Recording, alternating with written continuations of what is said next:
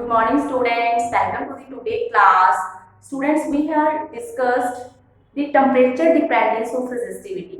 हमने ये डिस्कस किया था कि जो आपके मटेरियल्स हैं, इंसुलेटर्स, सेमीकंडक्टर्स एंड कंडक्टर्स, इनमें टेम्परेचर को चेंज करने से इनकी रेजिस्टिविटी पे क्या इफेक्ट पड़ता है या कंडक्टिविटी पे। ठीक है, हमने रेजिस्टिविटी को देखा था कि जब मेटल्स के केस में हम टेम्परेचर को इंक्रीज करते हैं तो रेजिस्टिविटी क्या हो जाती है, इंक्रीज। और इन अदर वर्ड्स में कह सकते हैं कि जब टेम्परेचर को डिक्रीज करते हैं तो रेजिस्टिविटी क्या हो जाती है, डिक्रीज। ठीक है, तो हम इसकी रेजिस्टिविटी कम या ज्यादा कर सकते हैं, कैसे, टेम्परेचर को चेंज करने से। ठीक है, कंडक्टिविटी इंक्रीज या डिक्रीज कर सकते हैं हम कैसे, टेम्परेचर को चेंज करके। ठीक है, तो आपको मैंने ये करवाया था कि रेजिस्टिविटी कंडक्टर्स के केस में resistivity increases in conductors, resistivity increases with increase in temperature। क्यों? क्योंकि कोलिजन टाइम इंक्रीज होता है, क्योंकि रो इज इक्वल टू, ये फॉर्मूला होता है m by n e square tau. So the n is number density of electron, that will be same, that is depend upon the arrangement of atoms, and tau जो है temperature को increase करेंगे तो वो जल्दी से कोलाइड करेंगे, उनका जो कोलिजन टाइम है दैट विल बिकम स्मॉल, तो कम हो जाएगा, तो कम हो जाएगा तो रेजिस्टिविटी क्या हो जाएगी, इंक्रीज हो जाएगी। ये हमने स्टडी किया था। तो अदर वर्ड्स में देखिए, यदि हम टेम्परेचर को डिक्रीज करेंगे, मैं यहाँ पे ये लिख रही हूँ ताकि आपको जो बेटर अंडरस्टैंडिंग हो सके, superconductivity rho decreases with decrease in temperature. Resistivity decrease होती है with increase in temperature. Resistivity increase हो रही है, रेजिस्टिविटी डिक्रीज हो रही है, जब हम टेम्परेचर को कम कर रहे हैं ना तो रेजिस्टिविटी डिक्रीज हो रही है। रेजिस्टिविटी डिक्रीज हो रही है तो इसका मतलब क्या है कि opposition to the flow of electron decreases. Resistivity decrease हो रही है तो उसकी कंडक्टिविटी क्या हो रही है, इंक्रीज हो रही है। Resistivity is reciprocal of the conductivity. जब हम टेम्परेचर को कम करते हैं तो रेजिस्टिविटी कम होती है और कंडक्टिविटी क्या होती है, ज्यादा। रेजिस्टिविटी कम हो गई तो रेजिस्टेंस कम हो गया, रेजिस्टेंस कम होगा तो कंडक्टिविटी ज्यादा होगी। ओके, अब हमने सुपर कंडक्टर से सुपर कंडक्टिविटी को स्टडी करना है। देखो, हम सुपर कंडक्टिविटी को कैसे ऑब्टेन करेंगे। हमने टेम्परेचर को, हमने ना एक साइंटिस्ट ओनर्स ने ऑब्जर्व किया कि उसने एक मेटल ली या कुछ एलॉय लिया, उसने उसके टेम्परेचर को कम करना शुरू किया। टेम्परेचर को कम करने से उसकी जो रेजिस्टिविटी है वो कम हो रही थी, जो हमने स्टडी किया, और एक पर्टिकुलर टेम्परेचर पे उसकी रेजिस्टिविटी क्या हो गई, जीरो। एक पर्टिकुलर टेम्परेचर पे टेम्परेचर को कम करते गए, टेम्परेचर को कम करते गए, मैं यहाँ पे ग्राफ कर रही हूँ, this is temperature and this is resistivity. ठीक है, यहाँ पे हम टेम्परेचर को कम कर रहे हैं, रेजिस्टिविटी भी आपकी थोड़ी कम हो रही है, और एक पर्टिकुलर टेम्परेचर टीसी पे उसकी रेजिस्टिविटी, ठीक है, वो ऑलमोस्ट क्या हो गई, जीरो होगी। इस पर्टिकुलर टेम्परेचर पे उसकी रेजिस्टिविटी क्या हो गई, जीरो। तो that particular temperature at which resistivity becomes zero, जिस पर्टिकुलर टेम्परेचर पे रेजिस्टिविटी जीरो हो गई, अब रेजिस्टिविटी जीरो हो गई तो कोई अपोजिशन ही नहीं है फ्लो ऑफ इलेक्ट्रॉन्स को, तो उस पर्टिकुलर टेम्परेचर पे क्या होगा कि वो सब्सटेंस किसकी तरह बिहेव करने लगता है, सुपर कंडक्टर की तरह। ठीक है, जिस टेम्परेचर पे, क्रिटिकल टेम्परेचर की डेफिनेशन देंगे यहाँ से कि critical temperature is that temperature at which the resistivity of the substance becomes zero and the substance behave as a superconductor. ठीक है, तो आप लिखोगे in case of metal resistivity decreases with decrease in temperature. जैसे decrease करते गए एक particular temperature पे resistivity becomes zero, at that particular temperature substance behave as a superconductor। ठीक है, सुपर कंडक्टिविटी की हमें जरूरत क्या है, हम जनरली आजकल जो है मटेरियल साइंस में या हाई मटेरियल साइंस में क्या अचीव करने की कोशिश कर रहे हैं, सुपर कंडक्टिविटी की। आप कंडक्टर्स को क्या बनाना चाहते हो, सुपर कंडक्टर, जो हमारे हाई स्पीड कंप्यूटर्स आती हैं। ठीक है, कंप्यूटर्स की जो फंक्शनिंग, ठीक है, उसमें हम क्या लाने की कोशिश करेंगे, वो इतनी जल्दी से काम कर सके। जैसे हमारी मेट्रो ट्रेन्स हैं, वहां पे भी हम क्या कर रहे हैं कि विदाउट रेल्स, पटरी के बिना वो काम कर सके। तो उसके लिए हम किसकी ला रहे हैं कि जो ऐसे कंडक्टर्स ऑब्टेन करें कि जिसमें करंट कंटिन्यू, एक बार हमने सेट कर दिया, सुपर कंडक्टिविटी की ये प्रॉपर्टी होती है, सुपर कंडक्टिविटी यदि हमने एक बार उसमें करंट को इंट्रोड्यूस कर दिया तो वो लंबे साल तक चलता रहता है, ठीक है, विदाउट उसको कोई भी आयनिक वाइब्रेशंस रिफ्लेक्ट नहीं कर सकती हैं, ठीक है। एक बार हमने उसके अंदर करंट सेट कर दिया तो that will flow for a long time, ठीक है, विदाउट हम कोई भी उसके ऊपर कुछ भी फोर्स लगा रहे हैं हम उससे उसको नहीं रोक सकते, ठीक है। तो हम उसमें करंट को सेट कर सकते हैं फॉर अ लॉन्ग टाइम।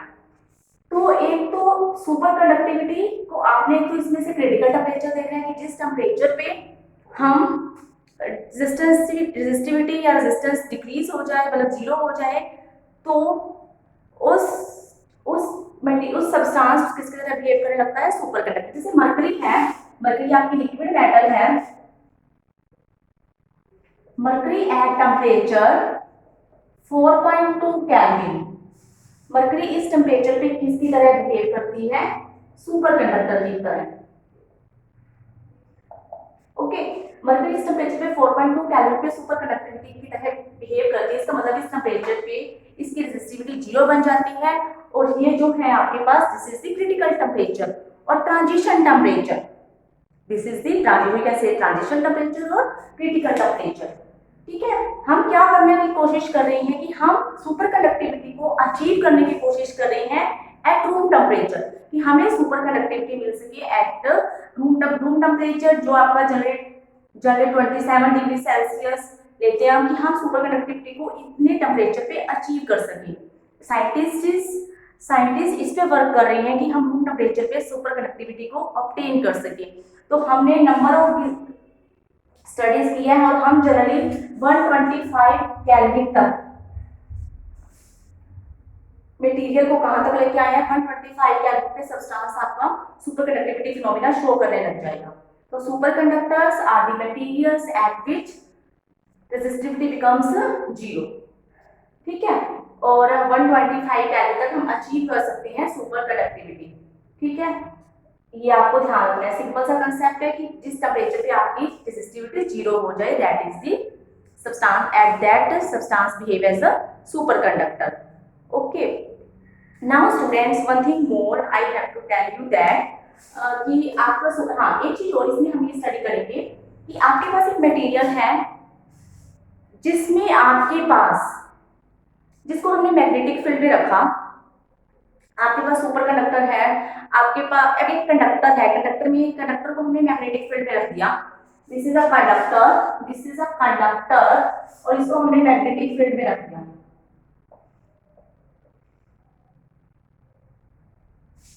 ठीक है। अब हमने इसको सुपर कंडक्टर बनाना है। व्हेन दिस स्पेसिमेन, जब इसको कूल करते हैं, ये मैग्नेटिक फील्ड में है, मैग्नेटिक फील्ड में कूल करते हैं, जब हम कूल करने का मतलब क्या, उसका टेम्परेचर क्या कर रहे हैं, कम कर रहे हैं, ठीक है। When his temperature is cooled below the transition temperature, तो इसमें से जो मैग्नेटिक लाइंस ऑफ फोर्स है, these are the magnetic lines of force in a conductor, ये एक्सपेल हो जाती है बाहर, सॉरी यहां से ये हो जाएगा ऐसे, ये जो मैग्नेटिक है,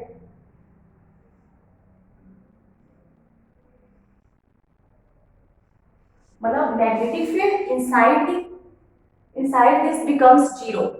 पहले इसका जिसके अंदर से मैग्नेटिक फील्ड लाइंस जा रही थी, जब इसको हमने कूल किया, टेम्परेचर को कम किया, तो all the magnetic lines expelled out of the specimen. The expulsion of magnetic lines of force, magnetic lines of force को मैग्नेटिक फ्लक्स भी बोल सकते हैं। The expulsion of magnetic lines of force from the specimen is called the Meissner effect. इस effect को क्या बोलते हैं हम, Meissner effect. Okay students, please note down this. Now students, हम डिस्कस करेंगे रेजिस्टेंस सीरीज एंड पैरेलल, जो आपने पहले भी स्टडी किया होगा योर 10th क्लास में, ठीक है। Resistance in series and parallel. देखो स्टूडेंट्स, हम रेजिस्टेंस को सीरीज में क्यों कनेक्ट करते हैं, to get the more current, to get the less current. मतलब आपके पास सीरीज में हमने किया तो आपके पास, आपने ये किया होगा कि सीरीज में रेजिस्टेंस आपका इंक्रीज हो जाता है, सीरीज में लगाने से रेजिस्टेंस क्या हो जाता है, इंक्रीज। इसका फॉर्मूला हम निकालेंगे अभी कि क्या नेट रेजिस्टेंस होगा जब हम रेजिस्टेंसेस को सीरीज में लगाते हैं, और नेट रेजिस्टेंस क्या होगा जब हम सीरीज को, सॉरी रेजिस्टेंसेस को पैरेलल में लगाते हैं। तो सबसे पहले हमें पता होना चाहिए कि हम रेजिस्टेंसेस को सीरीज और पैरेलल में कैसे लगाते हैं। तो जब आपके पास resistance are connected end to end, when the resistances are connected end to end, then resistances are connected in a series.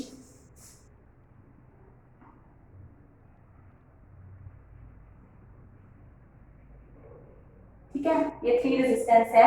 First resistance is R1, R2 and R3। इनको मैंने end to end one by one लगाते रहा। ठीक है, तो इसको कहलाएंगे हम resistances in a series.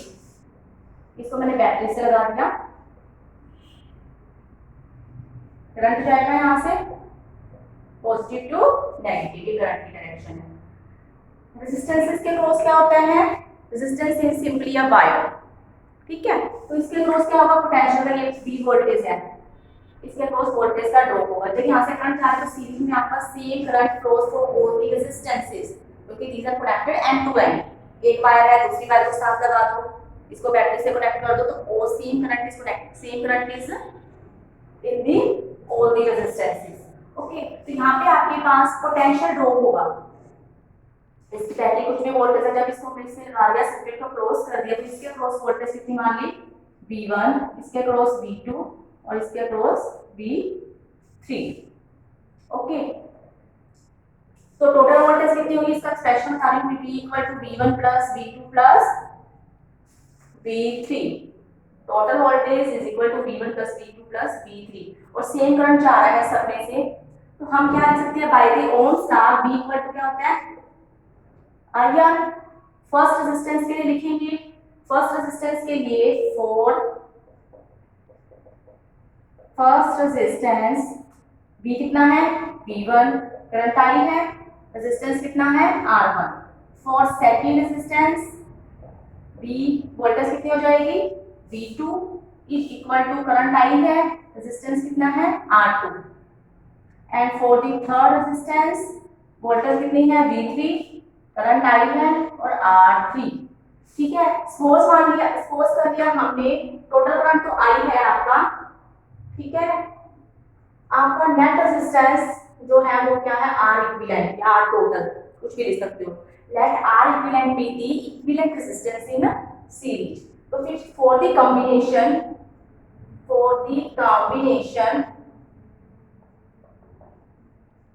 Total voltage कितनी है? V है, करंट तो I है, और टोटल इक्विवेलेंट क्या होगा? ये यूज करना है आपको। तो कैसे करो? V वाला एक्सप्रेशन में पुट करो। तो V क्या है? IR इक्विवेलेंट इस V1 क्या है? IR1 plus IR2 plus IR3। I common आ जाएगा, कैंसिल हो जाएगा, तो R इक्विवेलेंट क्या आ जाएगा? R1 plus R2 plus R3। तो जब भी हम रेजिस्टेंसेस को सीरीज में लगाते हैं तो नेट रेजिस्टेंस इंक्रीज, वो हमेशा ज्यादा होगा। मान लो पहला रेजिस्टेंस 1 ओम का है, दूसरा 2 ओम का है, तीसरा 3 ओम का है, तो 3 + 3 6, तो इक्विवेलेंट रेजिस्टेंस क्या आ गया? 6। तो जब भी सीरीज में लगाते हैं तो रेजिस्टेंस आपका क्या हो जाता है? इंक्रीज। ठीक है, और current is always same in the each resistance. Series में लगाते ही करंट आपका सेम होता है इस रेजिस्टेंस में। ठीक है, और voltage is V1, V2 and V3, that is different in each resistance. ठीक है, और equivalent resistance increases. Okay, please note down this. अब हम डिराइव करेंगे स्टूडेंट्स कि रेजिस्टेंसेस को जब हम पैरेलल में लगाते हैं तो इक्विवेलेंट रेजिस्टेंस क्या होता है। ठीक है, सीरीज में तो रेजिस्टेंसेस इंक्रीज होता है। ठीक है, net resistance is R1 plus R2 plus R3। पहले तो रेजिस्टेंसेस को हम पैरेलल में कैसे लगाएंगे? When one point is connected to all the resistance and other point is also connected to the other resistance। देखो फॉर एग्जांपल हमने 2 points ले लिए A and B, और number of resistances are connected to these 2 points। हम 1 भी लगा सकते हैं, 2, 3, 4, कितने रेजिस्टेंस हमने, हम यहाँ पे एक रेजिस्टेंस लगा लिए मैंने। ठीक है,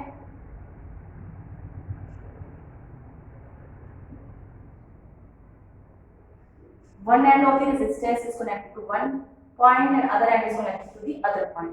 ठीक है, when number of the resistances are connected to 2 common points, एक रेजिस्टेंस मैंने यहाँ से लगा दिया,